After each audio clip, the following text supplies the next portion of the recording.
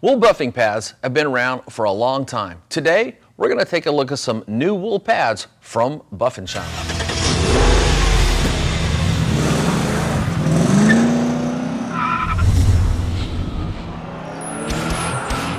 I have with me today Justin Lobato, the global consultant for Buff and Shine pads, and he's going to go through these new pads today and kind of share with us when to use them, how to use them, and what makes them cool. How you doing, Justin? Good. How are you doing today, Mike? Doing great. Glad to have you here in Autogeek Show Car Garage. It's always a pleasure.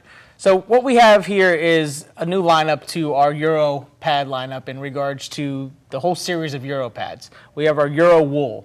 And this is new to Buff and Shine because traditionally we make the twisted wool pads that most people are familiar with, which we accommodate both in the detail industry and the body shop industry. But with this new one, it's a knitted wool. It's got a lower pile height, and it also has no interface. So it allows for direct energy from the machine to the actual paint. So you get a better cut and, of course, a great finish as well. So, and let me just kind of dwell on that just a little bit. When he talks about no interface and a low pile length here, what he's talking about is some pads would have a thicker foam interface back here and also a longer pile length. And those are good for some types of tools, like a traditional rotary, which spins in a circle, has a lot of power. But when you talk about an orbital polisher, what you want to do is you want to transfer the action of the tool to the surface of the paint. And these are important factors to making the pad actually work. So those are some design specifics with this new pad. Absolutely. And the other benefits is that it allows you to, like what you had mentioned, not only just rotary, but for all DAs, whether it's a standard DA, gear-driven DA, or a long throw DA as well. Sure. So it accommodates all of those for everybody. And they come in a 6-inch, 5-inch, and 3-inch for all polisher sizes. Yeah, so you kind of captured the whole market there. Absolutely, yes. So what's the benefits to cutting with a pad like this? Well, a pad like this will allow you to still provide a great cut and a great finish, but I believe this one will also provide a much greater finish than the traditional twisted wool because you won't have to worry about any of the marks left behind from some of the twisted wool pads because they could be a bit over-aggressive compared to something like this. And I'd say from my experience, very aggressive. So, yes. You know, it's okay if you're blowing a cut, but if you like to kind of get ahead of the game and not only cut but have a nice finish, that's where a pad like this comes into play. And because it's a fiber pad, it's going to help you to do the paint correction, the defect removal process faster. And as a professional, you know, a lot of times how much profit you make for every detail job does come to how much time you invest in it. And as we both know, one of the biggest time eaters when detailing a car is the paint correction step. Yeah, so the benefits for this would allow you to be more effective and more efficient. Yep. Okay.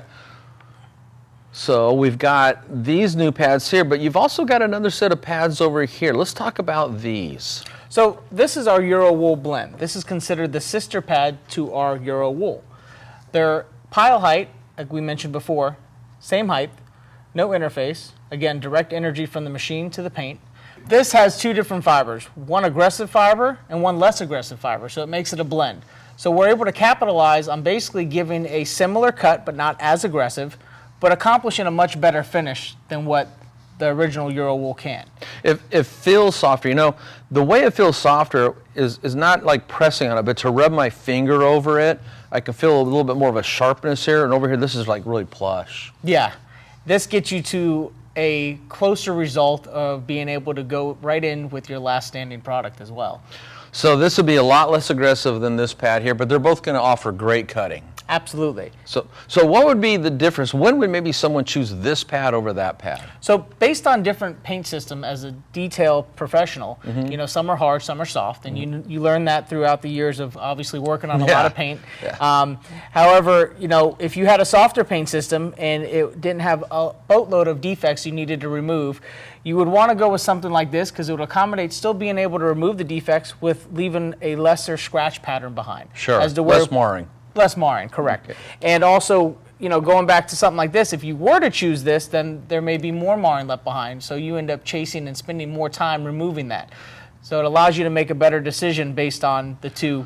So in simple words, this would probably be better for paints that are harder for doing the correction step, and this would probably be better for doing the correction step for paints that are on the more soft side. Absolutely. Or medium soft. And kind of one of the things, let me just kind of dwell on this a little bit. Professional detailers usually are able to tell the difference between a car with hard paint and soft paint. And you never know until you do what's called a test spot. And paint technology is always changing. The paint they're spraying today at an assembly line is probably different than 2 months ago. So the paints are always evolving. So as professionals, you always have to be testing every car you work on to try to find out where it is in that spectrum of really hard to really soft, or somewhere in that sweet spot right in the middle, you know. And so just if you're an enthusiast watching this video, everybody wants an easy way to know if a paint is hard or soft. That just ain't gonna happen. It comes from experience. So every time you buff out a car, lock in your brain, wow, did the defects come out quick and easy, or did you really have to struggle? Because that'll be an indicator from hard paint to soft paint. And of course, your pads, your chemicals, your tool, and your own technique are factors that are gonna interact with what you're able to tell the paint if it's hard or soft when you're doing your test spot. That's a whole lot of information in a little nugget there. Well, and as an enthusiast, as a peace of mind more so, you know, most people that are enthusiasts think that going to a wool pad is going to be super aggressive and it's going to damage the paint. As to where with something of this nature, they could have a peace of mind knowing that it's not going to, because it's safely and effectively leveling the defects and bringing the luster back to the surface without removing a lot of that clear coat material. That is important because there's not a lot of that material to start with. There is not, no. So, and I think the primary difference though is if you're a professional or enthusiast and you've got a car that's hammered and you want to get in there and get the defects out, a fiber pad like this, either one of these is going to remove the defects faster than typically a foam pad will. So it's the speed with the safety that we're talking about today. Absolutely. And then as far as, you know, cleaning the pads, you know, we have a lot of different ways to clean pads. You know, there is going and using a air-based, which, you know, can be effective, but, you know, health-wise, you know, you want to wear, due to the particulates, a mask. That's true. Correct. But the better way at home would be getting into a brush, you know, and of course when you have the pad on the machine, being able to brush it, or if you could spin it and actually brush it at the same time. Sure. Now, some people may be familiar with this old guy here. It's a spur. Yeah. Looks like a cowboy spur, and that's what they call the spur. And you see a lot of these, especially in body shops, or with the traditional twisted wool. Yeah. This is not something you would use on a wool pad, no. Not at all. No. And then you get into where, you know, you're out and about, and a lot of times with marine or RV, when you're on big projects, cleaning your pads on the fly, you may be on a lift or something of that nature. You know, having this by your side and being able to flip it like this while it's on the machine, and then spinning the pad and being able to clean the spent product off the fibers and then fluffing them, the terry cloth will actually bite into removing a lot of that spent material as well and help out on cleaning them on the fly. That's and I happen to know a lot about that topic. I was just recently, we did a video on this, but the thing that, you know, a lot of people, especially in the detail world, you get all focused on microfiber. Microfiber is great. It's soft, it's gentle to finish.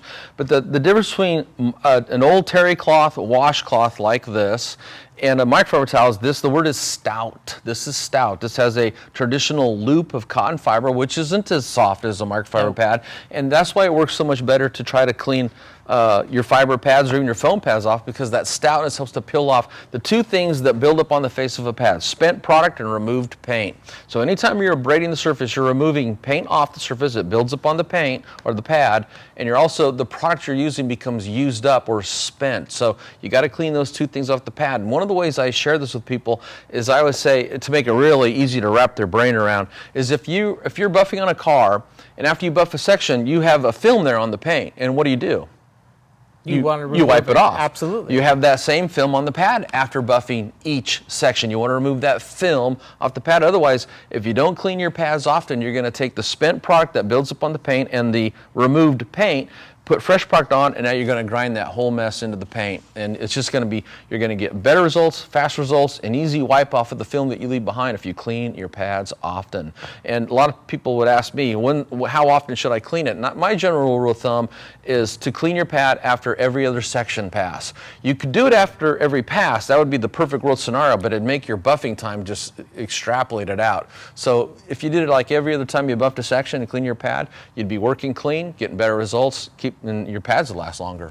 And to complement that, cycling the pads, using multiple pads for the job instead of just trying to use one pad to do the whole job. Oh, I'm a huge proponent of that. In fact, one of the things I noticed, and if you're watching this video, is it takes more than one pad to buff out a car, and especially with foam pads. But with fiber pads, you can get away with fewer pads, but your pads will last longer over time. You'll get more use out of them if you don't torture them, especially when you're using them on orbital polishers. A rotary spins it in one direction, but an orbital orbital polisher, either gear driven or free spinning, you crank that up to the high speed. I always describe that action as violent. It's a violent action. You're pressing down, you're spending time, and all those things work against the pad. And a lot of guys that start out detailing cars, and they only, because they're on a budget, maybe they only have a few pads, they find out their pads don't last long. So invest in a lot of pads, switch out to a pad often, and then at the end of the day, take and wash your pads and let them dry. They'll be ready to go tomorrow, and your pads will last longer over time. Yep. Your work will look better, you'll be more efficient, and you'll be happier, and your customers will be too. Absolutely. Yeah. Better results and better return on your investment. Well, I think we've kind of covered everything about these. The good news is you can get Buff and Shine pads at Autogeek.com. For more videos like these and how-tos, subscribe to our YouTube channel. Justin, these are brand new. I haven't had my chance to play with them. You care if I just go ahead and take these for myself? Grab them, but make sure you grab this to clean them. Thanks, bud.